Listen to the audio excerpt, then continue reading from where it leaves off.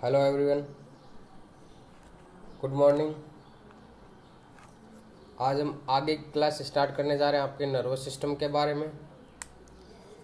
Live आ जाओ पहले फटाफट, फिर स्टार्ट करते हैं हमारी क्लास। आगे कंटिन्यू करते हैं क्लास को।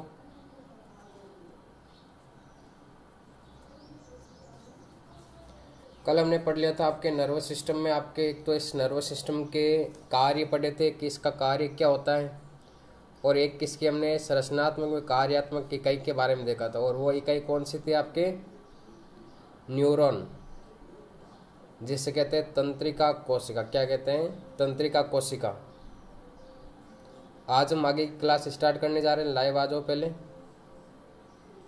फिर आगे की क्लास जो भी है वो स्टार्ट करते हैं। हम आगे का टॉपिक पढ़ते हैं।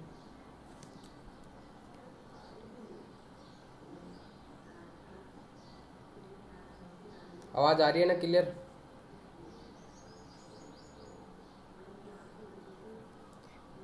आज हम पढ़ने जा रहे हैं आपके नर्वस सिस्टम का आगे का जो भी टॉपिक है वो पढ़ने जा रहे हैं। कल हमने पढ़ लिया था कि नर्वस सिस्टम के कार्य क्या होते हैं, उन कार्यों के बारे में। और कार्यों के अलावा हमने देखा था कि इसकी जो संरचनात्मक व कार्यात्मक इकाई है न्यूरॉन, उसकी संरचना के बारे में देखा था। उसके भाग देखे थे हमने। एक तो कोशिका काय वाला भाग देखा था, ध्रुमाशय, तंत्रिकाक्ष वाला भाग, और आपके सिनेप्टिक नोब क्या होता है, इनके बारे में पढ़ा था। इन सिनेप्टिक नोब के अलावा एक मैंने आपको विशेष यहाँ पे स्पेशल परिभाषा बताई थी, उसको आप अच्छे से याद रखना। सिनेप्सिस की परिभाषा कौन सी बताई थी? यहाँ पे मैंने परिभाषा एक आपको सिनेप्सिस। इस सिनेप्सिस की परिभाषा आप अच्छे से याद रखना कि सिनेप्सिस क्या होता है। वापस बता देता हूँ एक बार इसकी परिभाषा कि दो तंत्रिका कोशिका होती है। उन तंत्रिका कोशिकाओं में से एक तंत्रिका कोशिका का अंतिम सिरा दूसरी तंत्रिका कोशिका के अंतिम सिरे के साथ या पहले सिरे के साथ जुड़ा होता है। जैसे कि यह आपका एक तंत्रिका कोशिका यहाँ पे है, इसका पहला भाग तो ये है, अंतिम भाग ये है। पहले भाग को मैं यहाँ पे लिख दूँ प्लस, और अंतिम भाग को क्या लिख दूँ? माइनस। और दूसरी तंत्रिका कोशिका ये है, इसका पहला भाग कौन सा हो जाएगा? ये प्लस वाला, और अंतिम भाग कौन सा हो जाएगा? माइनस वाला। इस प्रकार क्या होता है कि एक तंत्रिका कोशिका का आपके अंतिम भाग और दूसरी तंत्रिका कोशिका का प्रारंभिक भाग एक स्थल से जुड़े होते हैं, और उस स्थल को क्या कहते हैं? आपके सिनेप्सिस कहते हैं। क्या कहते हैं? सिनेप्सिस। कौन कौन लाइव है कमेंट करके बता दो एक बार, फिर स्टार्ट करते हैं क्लास आगे।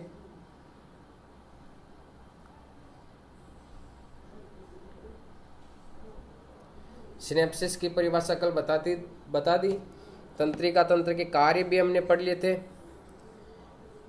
और तंत्रिका तंत्र के कार्य के अलावा हमने एक सिनेप्सिस की परिभाषा मैंने अभी और वापस रिपीट भी कर दी थी। फिर हमने पढ़े थे कि शरीर में आपके कंट्रोल और नियमन रखने का कार्य आपके दो तंत्रों के द्वारा किया जाता है। एक तो तंत्रिका तंत्र के द्वारा, एक आपके अंतःस्रावी तंत्र के द्वारा।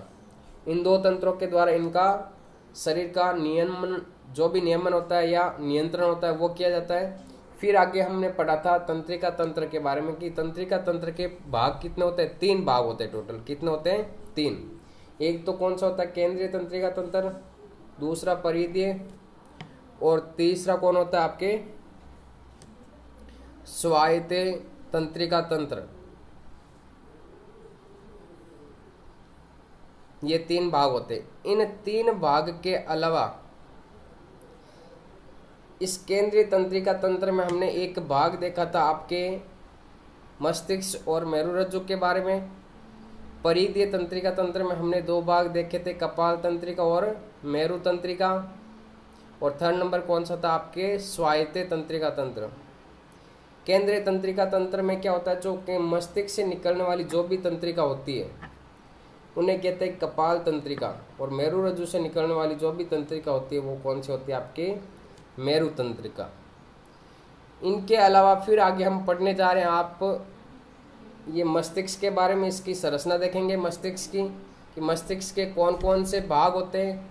इस मस्तिष्क के भाग के अलावा इनके कार्य देखेंगे हर एक भाग के बारे में, और इस मस्तिष्क की संरचना भी देखेंगे। तो हम स्टार्ट करने जा रहे हैं। अगला टॉपिक हमारे अगला है मस्तिष्क। कौन सा? आपके ब्रेन के बारे में। ब्रेन की संरचना की, ब्रेन की संरचना किस प्रकार की होती है। जो ब्रेन होता है उसके चारों ओर आपके तीन आवरण पाए जाते हैं। कितने आवरण? तीन आवरण या तीन झिल्लियाँ पाई जाती है। पहली झिल्ली कौन सी? आपके ड्यूरामीटर। सेकेंड नंबर कौन सा? आपके आर्केनॉइड। और थर्ड नंबर कौन सा? आपके पियामीटर बोलते हैं। ये आपके मस्तिष्क के चारों ओर तीन झिल्लियाँ पाई जाती है। जैसे कि ये आपके माइंड है, इस माइंड के चारों ओर यहाँ पे तीन झिल्लियाँ पाई जाती है। फर्स्ट, ये सेकेंड और ये थर्ड नंबर। सबसे बाहर वाली होती है, इसे बोलते हैं ड्यूरामीटर। और सबसे ये भीतर की मतलब बीच में होती है, मध्य में, उसे बोलते हैं आर्केनॉइड। और सबसे अंदर की ओर होती है, उसे बोलते हैं आपके पियामीटर। क्या बोलते हैं? पियामीटर। इस प्रकार मस्तिष्क में क्या पाई जाती है? आपके तीन झिल्लियाँ पाई जाती हैं। तीन झिल्लियों के नाम याद रखना। एक तो कौन सी हो जाएगी? ड्यूरामीटर, आर्केनॉइड, और एक कौन सी हो जाएगी? आपके पियामीटर। इन तीन झिल्लियों में से एक मोस्ट इंपॉर्टेंट बात याद रखनी यह है कि आपको इस पियामीटर मतलब सबसे भीतरी जो आपके इस तरह ये झिल्ली, इस झिल्ली को आप अच्छे से याद रखना। सबसे भीतर की ओर जो आपके ये झिल्ली है, इस झिल्ली को आप अच्छे से याद रखना कि इसमें क्या कार्य किया जाता है इस झिल्ली के द्वारा। तो इस झिल्ली के द्वारा जो कार्य किया जाता है वो होता है आपके कि मस्तिष्क और मेरुरज्जु को ये क्या करती है? पोषण प्रदान करती है। क्यों? क्योंकि इसमें क्या होता है, आपके जो सबसे भीतरी परत या झिल्ली होती है, इसमें अनेक सारी ब्लड कशेरुकाएं पाई जाती है। अनेक सारी जो ब्लड वाहिनियां होती है उनका जाल पाया जाता है। ब्लड केशिकाओं का क्या पाया जाता है? जाल पाया जाता है। इस जाल पाए जाने के कारण ये क्या करती है कि अगर इसमें ब्लड है तो ये क्या करती है? आपके इस मस्तिष्क को और जो आपके जो मेरुरज्जु होता है, मस्तिष्क और मेरुरज्जु, इनको पोषण प्रदान करने का कार्य करता है। किसको पोषण प्रदान करता है? मस्तिष्क और मेरुरज्जु को पोषण प्रदान कौन करता है? आपके सबसे भीतरी स्तर कौन सा? आपके पियामीटर। तीन झिल्लियाँ थी, ड्यूरामीटर, आर्केनॉइड और पियामीटर, जिसमें से आपके जो पियामीटर होती है वो आपके मस्तिष्क और मेरुरज्जु को क्या करती है? पोषण प्रदान करने का कार्य करती है। एक तो बात ये याद रखनी है आपको इसमें पियामीटर में। फिर अगला क्या कार्य याद रखना है इसमें आपको पियामीटर के बारे में कि पियामीटर में क्या होता है? एक प्रमस्तिष्क मेरु द्रव भरा होता है। एक द्रव भरा होता है जिसे बोलते हैं प्रमस्तिष्क, जिसे क्या बोलते हैं? प्रमस्तिष्क मेरु द्रव।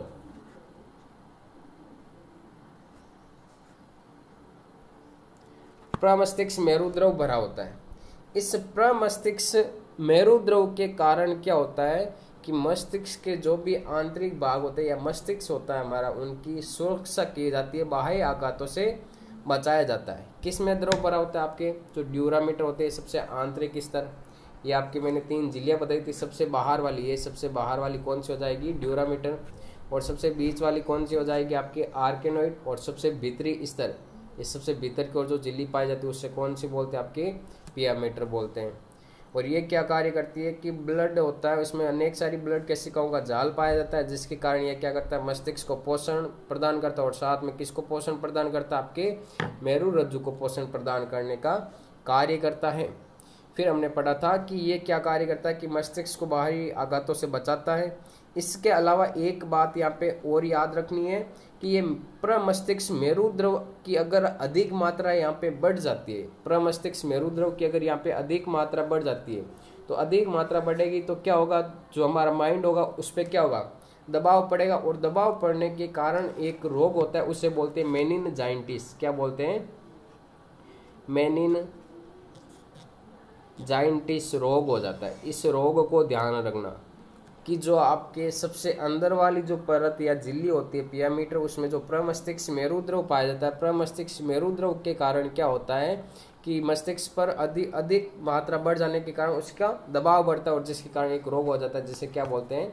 मेनिनजाइटिस बोलते हैं। ठीक है, ये आपके प्रमस्तिष्क मेरुद्रव के बारे में इतना ध्यान रखना। फिर आगे बात करते हैं कि मस्तिष्क के कितने पार्ट होते हैं। ये तो मस्तिष्क की झिल्लियों के बारे में हो गया, बाहरी संरचना। फिर आगे बात करते हैं मस्तिष्क की पार्ट के बारे में कि मस्तिष्क के भाग कितने होते हैं। तो मस्तिष्क के आपके तीन भाग होते हैं। कितने भाग होते हैं? तीन। कौन कौन से? अग्र मस्तिष्क, मध्य मस्तिष्क और कौन सा होता है? आपके पश्च मस्तिष्क। ये तीन भाग होते हैं। इन तीन भागों में आपको क्या याद रखना है? जैसे कि ये आपका मस्तिष्क है, यहाँ पे इस मस्तिष्क की संरचना है। ये इस मस्तिष्क की संरचना में क्या है कि ये सबसे आगे वाला पार्ट, ये सबसे आगे वाला पार्ट, इतना सा पार्ट कहलाता है आपके अग्र मस्तिष्क। ये पार्ट कौन सा कहलाता है आपके अग्र मस्तिष्क, या जिसे इंग्लिश में बोलते हैं इसे फोर ब्रेन। क्या बोलते हैं? Fore brain. इस फोर ब्रेन के अलावा ये बीच का जो पार्ट है इतना सा, ये पार्ट कहलाता है आपका मध्य मस्तिष्क, या जिसे इंग्लिश में बोलते हैं मिड ब्रेन। क्या बोलते हैं? मिड ब्रेन या मध्य मस्तिष्क। और सबसे पीछे का जो पार्ट है ये, इसे बोलते हैं इंग्लिश में हाइंड ब्रेन, या हिंदी में हो जाएगा आपका पश्च मस्तिष्क। क्या हो जाएगा?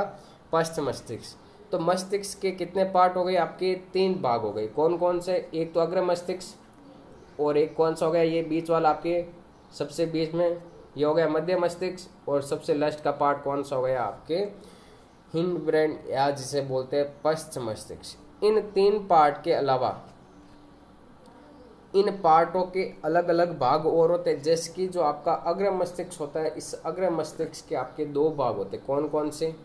एक तो होता है प्रमस्तिष्क, जिसे इंग्लिश में क्या बोलते हैं? सेरिब्रम। क्या बोलते हैं इंग्लिश में?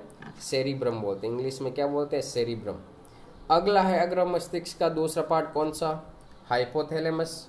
हाइपोथैलेमस के अलावा तीसरा पार्ट कौन सा? आपके थैलेमस का पार्ट है। ठीक है, ये आपके 3 पार्ट किसके हो गए? अग्र मस्तिष्क के। फिर आगे बात करते हैं इस पश्च मस्तिष्क के बारे में, कि पश्च मस्तिष्क के भाग कितने होते हैं? 3। एक तो कौन सा हो गए आपके अनुमस्तिष्क, जिसे इंग्लिश में क्या बोलते हैं? सेरिबेलम। एक हो गए आपके पोन्स वेरोलाई, और ये 3rd नंबर पार्ट कौन सा हो गया आपके? मेडुला ओब्लिगेटा। पश्च मस्तिष्क के 3 पार्ट हो गए, और अग्र मस्तिष्क के 3 पार्ट हो गए। और मध्य मस्तिष्क की बात करें तो इस मध्य मस्तिष्क के 2 पार्ट होते हैं। कितने पार्ट होते हैं? 2। एक तो हो गया कार्पोरा क्वाड्रिजेमिना, या जिसे हिंदी में क्या बोलते हैं? पिंड चतुष्टि। क्या बोलते हैं? पिंड चतुष्टि। और एक हो गया आपके प्रमस्तिष्क वृंत। इन 3 भागों में से मैं आपको सबसे पहले बताने जा रहा हूँ आपके मध्य मस्तिष्क के बारे में। किसके बारे में बताने जा रहा हूँ? मध्य मस्तिष्क के बारे में, कि इस मध्य मस्तिष्क की संरचना आपकी किस प्रकार की होती है, और ये क्या कार्य करता है मध्य मस्तिष्क, कि मध्य मस्तिष्क क्या कार्य करता है। तो इसके बारे में देखते हैं कि मध्य मस्तिष्क मतलब सबसे बीच का मस्तिष्क है। जो मस्तिष्क का सबसे बीच का भाग है वो कौन सा भाग कहलाता है? आपके मध्य मस्तिष्क कहलाता है। ठीक है, इसमें क्या होते हैं आपके 2 भाग पाए जाते हैं। एक तो पिंड चतुष्टि, या जिसे इंग्लिश में बोलते हैं कार्पोरा क्वाड्रिजेमिना, और एक आपका भाग कौन सा होता है? प्रमस्तिष्क वृतंक होता है। ठीक है, इनमें से आपको एक याद रखना है सिर्फ और सिर्फ, कौन सा? पिंड चतुष्टि, और इसके कार्य याद रखने की ये क्या कार्य करता है। तो इन कार्यों के बारे में मैं आपको बता देता हूँ कि इसमें आपके 4 पिंड पाए जाते हैं। किसमें पिंड पाए जाते हैं? जो पिंड चतुष्टि होता है, चतुष्टि मतलब 4 पिंड पाए जाते हैं। इन 4 पिंडों में से जो 4 पिंड होते हैं, इनमें से 4 पिंडों में से जो 2 पिंड होते हैं आगे के, वो तो आपके देखने का कार्य करते हैं। किसका कार्य करते हैं? देखने का कार्य करते हैं। और पीछे के जो 2 पिंड होते हैं वो आपके सुनने का कार्य करते हैं। किसका कार्य करते हैं? सुनने का। और देखने का कार्य कौन करता है? आपके जो आगे के 2 पिंड होते हैं वो देखने का, और पीछे के जो 2 पिंड होते हैं वो आपके सुनने का कार्य करते हैं। तो मध्य मस्तिष्क का कार्य क्या हो गया? देखने और सुनने का कार्य कौन करता है? आपके मध्य मस्तिष्क का जो बीच का भाग होता है वो कंट्रोल रखता है सुनने और देखने का। ये हो गए आपके मध्य मस्तिष्क का कार्य। प्रमस्तिष्क वृत्तंग के बारे में आपको कुछ याद नहीं करना है, सिर्फ और सिर्फ जो याद रखना है वो आपको कार्पोरा क्वाड्रिजेमिना रखना, और पिंड चतुष्टि के बारे में, मतलब हिंदी में क्या बोलते हैं? कार्पोरा क्वाड्रिजेमिन को पिंड चतुष्टि, और इसका कार्य क्या हो गया? देखने और सुनने का कार्य करता है। मध्य मस्तिष्क के बाद में आगे हम बात करते हैं आपके कि मस्तिष्क का अग्र भाग में एक तो प्रमस्तिष्क हो गया, हाइपोथैलेमस हो गया, और थैलेमस। ये क्या कार्य करते हैं? इनके कार्यों के बारे में देखते हैं। सबसे पहले आपके प्रमस्तिष्क है, तो इस प्रमस्तिष्क की हम संरचना देख लेते हैं कि प्रमस्तिष्क की संरचना किस प्रकार की होती है। तो प्रमस्तिष्क की आपको संरचना दिखाई दे रही है यहाँ पे इस प्रकार की। इसकी संरचना में आपको क्या याद रखना है? जैसे कि ये प्रमस्तिष्क की संरचना है, तो इसमें देखो 2 गोलार्ध हो गए। एक तो इधर वाला हो गया ये दायां गोलार्ध, और एक आपके इधर वाला गोलार्ध हो गया, कौन सा गोलार्ध हो गया? बायां गोलार्ध। 2 गोलार्ध हो गए। एक तो ये हो गया आपके बायां गोलार्ध, एक कौन सा गोलार्ध हो गया? दायां गोलार्ध। तो प्रमस्तिष्क होता है वो आपके 2 गोलार्धों में डिवाइड होता है। एक तो हो गया बायां गोलार्ध, एक हो गया दायां गोलार्ध। अब क्या होता है यहाँ पे कि दाएं और बाएं गोलार्ध को जोड़ने के लिए एक के बीच में झिल्ली या खांच पाई जाती है, इसको बोलते हैं कार्पोरा कैलोसम। क्या बोलते हैं? Corpora callosum. कि कार्पोरा कैलोसम के द्वारा प्रमस्तिष्क के दोनों गोलार्ध जुड़े होते हैं आपस में। किसके द्वारा जुड़े होते हैं? कार्पोरा कैलोसम के द्वारा जुड़े होते हैं। अब देखो यहाँ पे जो बायां गोलार्ध है, वो बायां गोलार्ध का कार्य क्या होता है कि ये शरीर के दाएं भाग का नियंत्रण करता है। बायां गोलार्ध होता है वो शरीर के दाएं भाग का नियंत्रण, और जो आपके बायां भाग होता है वो आपके शरीर के दाएं भाग का नियंत्रण। जो दायां गोलार्ध होता है वो शरीर के बाएं भाग का नियंत्रण, और जो बायां गोलार्ध होता है वो शरीर के दाएं भाग का नियंत्रण। अच्छे से देख लेना कि जो दायां भाग होता है वो शरीर के बाएं भाग को कंट्रोल में रखता है, और जो बायां गोलार्ध होता है वो शरीर के दाएं भाग को कंट्रोल में रखता है। ये आपके प्रमस्तिष्क में बायां और दाएं गोलार्ध की क्या हो गई कि कार्य क्या हो गया प्रमस्तिष्क का। ठीक है। इसके अलावा क्या है कि प्रमस्तिष्क ये शरीर का सबसे बड़ा व विकसित अंग है। अगर एग्जाम में आपको पूछ ले कि मस्तिष्क का सबसे बड़ा और विकसित अंग या भाग कौन सा है, तो कौन सा बताओगे आप? प्रमस्तिष्क। इस प्रमस्तिष्क के अलावा जो आपके सबसे अंदर का भाग है वो तो आपके भीतरी भाग होगा। इस भीतरी भाग में क्या होता है? आपके श्वेत द्रव्य भरा होता है। कौन सा द्रव्य भरा होता है? श्वेत द्रव्य। और सबसे बाहर का जो स्तर होता है, जो बाहरी स्तर, उसमें कौन सा द्रव भरा होता है? आपके दूसर द्रव। ठीक है। सबसे भीतर की ओर कौन सा द्रव भरा होता है? श्वेत द्रव। और सबसे बाहर की ओर कौन सा द्रव भरा होता है? आपके दूसर द्रव्य भरा होता है। अब ध्यान रखना, जो हमने एक संरचना पढ़ी थी आपके तंत्रिका कोशिका की, इस प्रकार की संरचना थी। ये पार्ट कौन सा? कोशिका काय का। ये कौन सा पार्ट था? आपके एक्सोन का पार्ट। तो कोशिका काय का भाग तो किस में होता है? आपके दूसर द्रव्य में। किस में होता है? आपके दूसर द्रव्य में। कौन सा भाग होता है तंत्रिका कोशिका का? कोशिका काय वाला पार्ट किस में होता है? दूसर द्रव्य में। और इसके अलावा जो आपके एक्सोन का पार्ट है वो किस में होता है? आपके श्वेत द्रव्य में। किस में होता है? श्वेत द्रव्य। ये सारे ही कौन सा? आपका श्वेत द्रव्य का भाग। और सबसे बाहर की ओर ये कौन सा? दूसर द्रव्य। तो दूसर द्रव्य में कोशिका काय का पार्ट होता है, और आपके श्वेत द्रव्य में कौन सा भाग होता है? एक्सोन का भाग होता है। ठीक है। इस प्रमस्तिष्क की ये हो गई आपकी संरचना कि प्रमस्तिष्क दो गोलार्धों में डिवाइड होता है, बायां गोलार्ध, दायां गोलार्ध। बायां भाग शरीर के दाएं भाग को नियंत्रित, और दायां भाग शरीर के बाएं भाग को नियंत्रित।